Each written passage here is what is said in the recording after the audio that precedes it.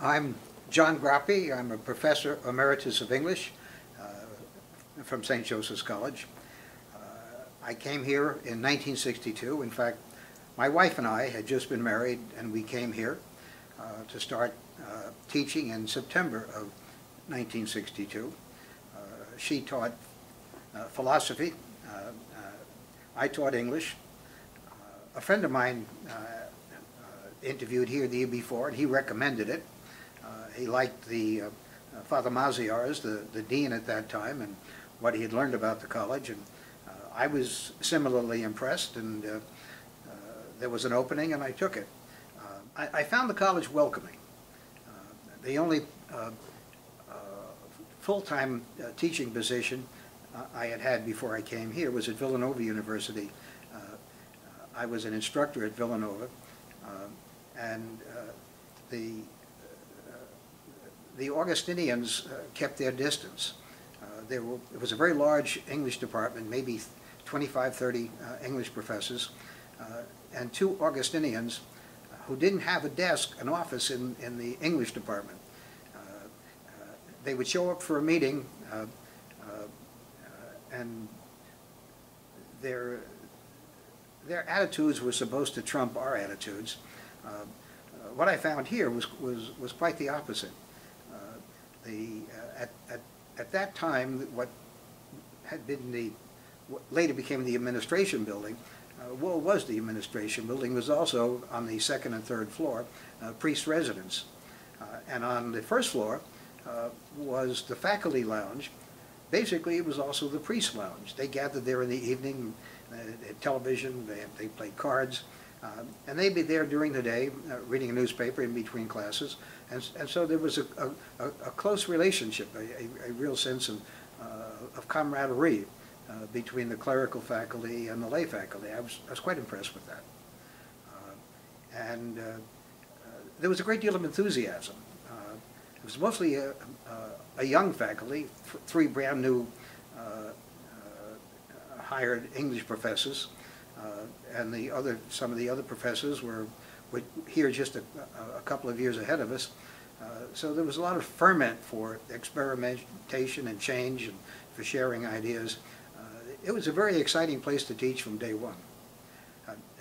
The most unusual thing about that 1962 opening, that was the year that we dedicated the Halleck Student Center. And within the first week of school, former President Eisenhower was here to lay the cornerstone, to honor former Congressman Charlie Halleck. The building was being named after him. We had a huge rally here, the Republican 2nd District rally for Congressman Halleck. I felt I was in the hotbed of political activism. It was an amazing kind of experience. Well, it was all male, nearly all male, 99% or so. I did have a woman in my novel course. There were not many women who were students. Women could attend if they lived in the area or had relatives in the area with whom they could live. The faculty was changing considerably, and that more and more lay people were being hired. I think by 1965, when Father Bennett became president, the majority of the faculty were laymen. That was a significant difference. The fact that we were all male was typical characteristic of Catholic colleges in those days. One of the differences in the change in the faculty, most of the faculty were married, lay faculty, and lived in town. They had large families, so there was the kind of networking that we had professionally in terms of our teaching and our sharing in the administration also carried over into the networking of our families. Faculty picnics, faculty get-togethers. The faculty was a lot closer to to the campus. They lived in town. They could have students over much more easily than they can now when they live, say, in Lafayette or Crown Point. So the college had a different feel in that way. CORE came out of a number of various kinds of impetus. Father Bennett was a brand new president, and he wanted to make his mark as a college president, as he did in very many ways. He had an open style of management and involved faculty and students in the government of the college before many other colleges did. He also had given the faculty, everyone, a copy of the Carnegie Report on Change in Higher Education. And that was an invitation to think change. There was a concern on the part of many that we needed something distinctive in order to be able to recruit, to be able to distinguish ourselves from, say, a Ball State. But at the same time, beginning the year that I started here, 1962, the Catholic Church began the Second Vatican Council. And it had a huge impact on the college. It had a huge impact, obviously, on the Catholic Church and on the diocese. To get more quickly to the point of its impact on the college, 3 faculty members, Jim Kenny in psychology, Des Ryan in sociology, Father Ranley in philosophy, went to Father Bennett and suggested that the faculty rethink general education in terms of the documents of Vatican II, especially the Pastoral Council on the Church in the Modern World. And Father Bennett challenged the faculty to do so. So we had a series of department meetings in which we looked at not just the general education offerings, but our major offerings and minor offerings in the light of the Pastoral Constitution. And then there were a series of what we call faculty seminars in which the departments presented to the whole faculty their assessment of where each department stood in the light of the Vatican Council. And out of that came recommendation for revising general education in general terms. There were 3 key recommendations. One was that whatever general education we do, it should span all 4 years. Colleges at that time got their general education, as both students and faculty put it, out of the way in the first and second year. It was something to get out of the way. But there was to be a growth in maturity, and it was important to reflect on some of the issues of what it meant to be a Christian, what it meant to be a human being in the 20th century. That should be done at freshman year, that should be done in senior year. So span it all 4 years. Secondly, it should be interdisciplinary. And that came directly out of the Vatican Council. There was an encouragement for greater involvement in the social sciences and the reflection on the church and on theology. And finally, it should have a non-Western dimension. So you can see out of that how that became applicable to CORE. Next, a blue ribbon committee was appointed to study other general education models. Father Kramer, who just died, was the chair of that committee. And that committee, I was not on that committee. That committee explored general education models at other schools, and they found one at Florida Presbyterian College, which has since been renamed Eckerd College. It had a general education pretty similar to what we started with, including a separate core science. We've maintained the core program pretty much along the same outlines as when it started. I was involved in core, well, and to implement it,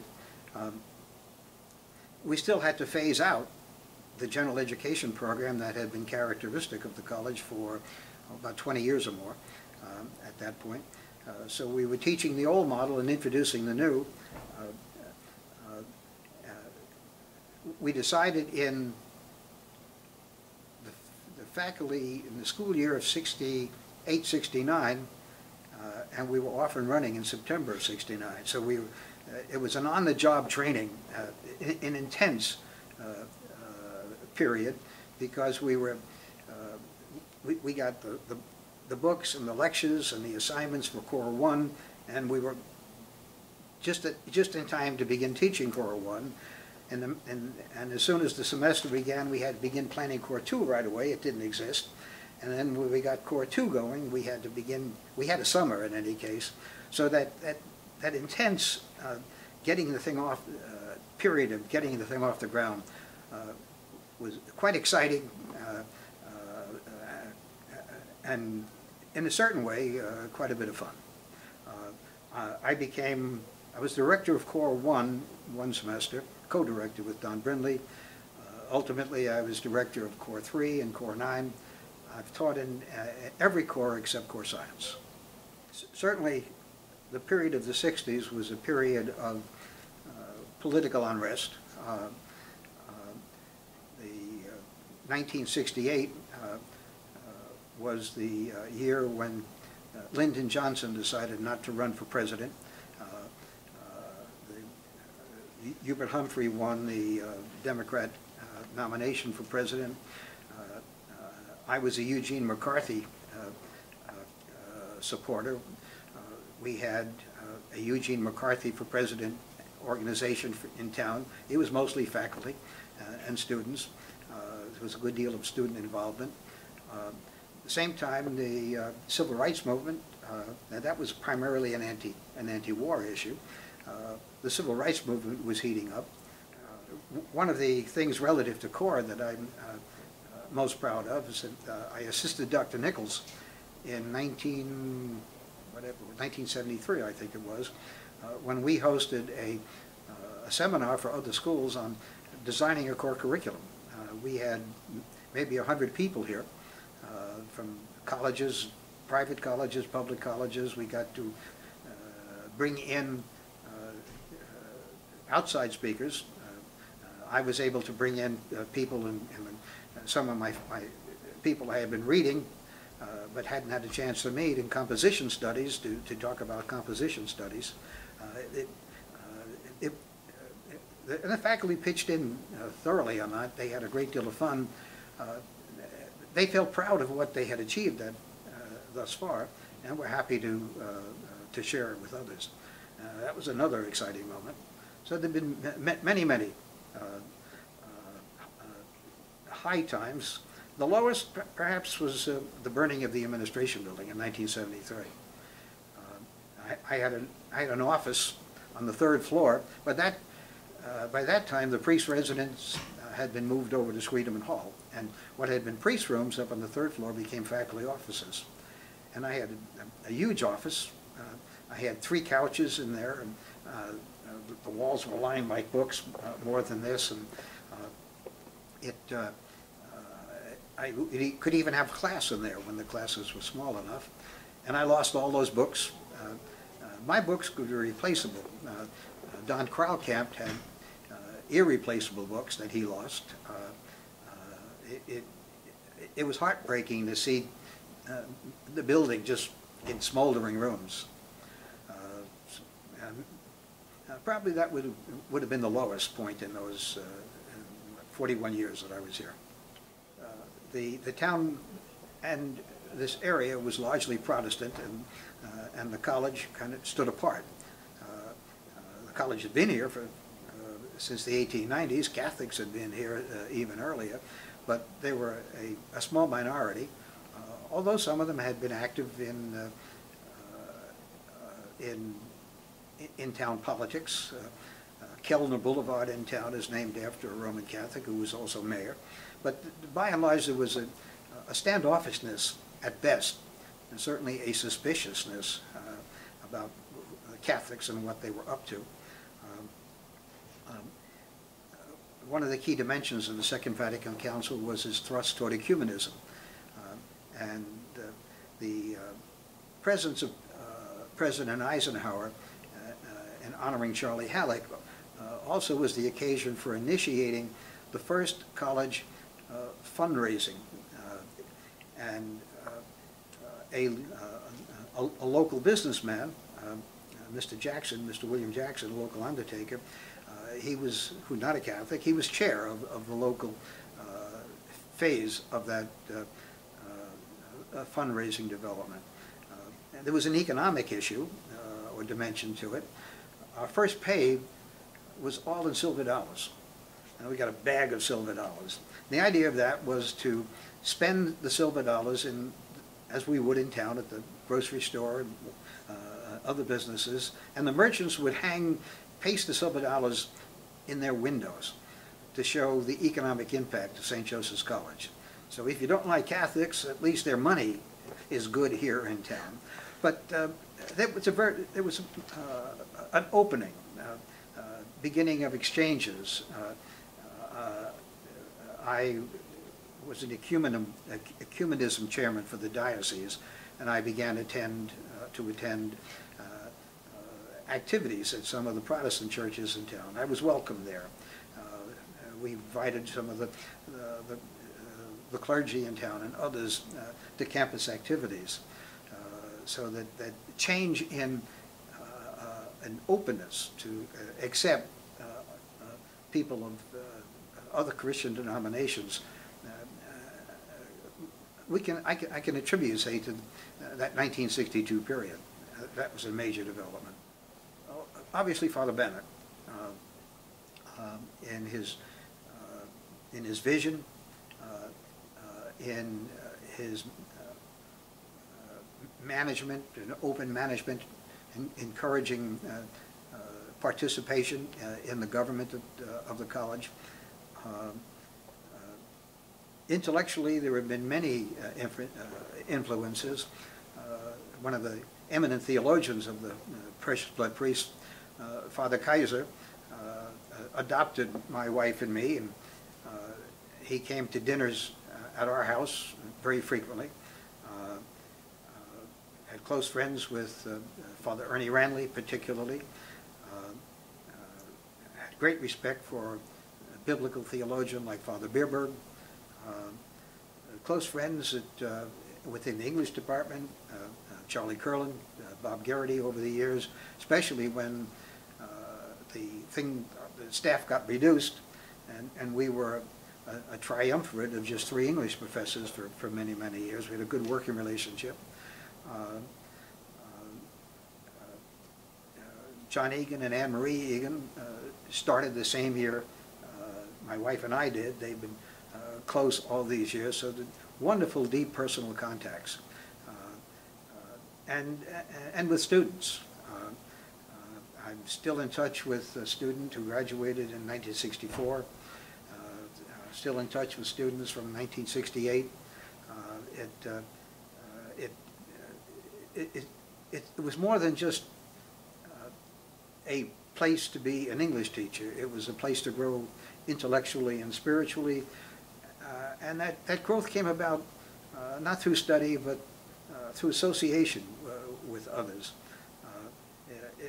In a certain sense, it was a place that could do something interdisciplinary like core, because it lived in an interdisciplinary way. The people who taught in the different departments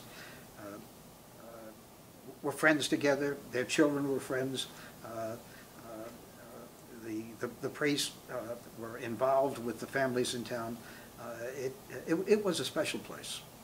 Still is a special place, but a different special place. I'm very thankful to have the chance to